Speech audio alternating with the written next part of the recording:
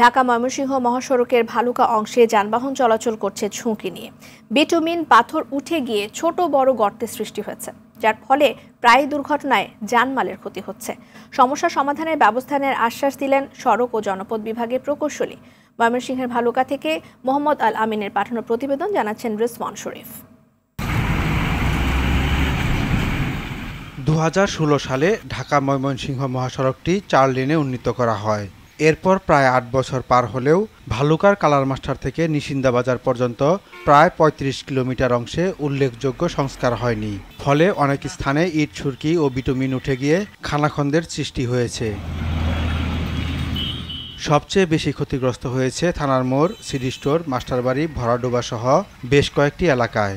এসব স্থানে ছোট বড় গর্তের কারণে প্রায়ই দুর্ঘটনা ঘটছে। এতে হতাহত হচ্ছে মানুষ, ক্ষতিগ্রস্ত হচ্ছে যানবাহন।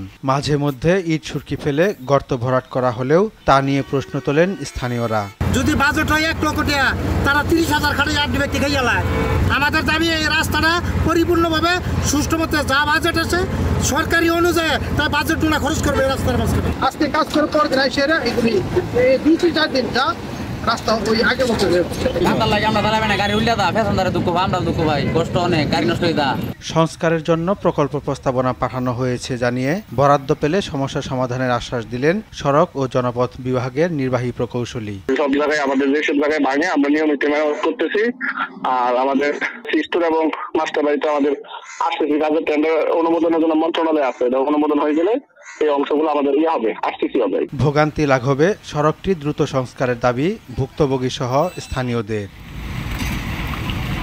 রেজওয়ান শরীফ, RTV।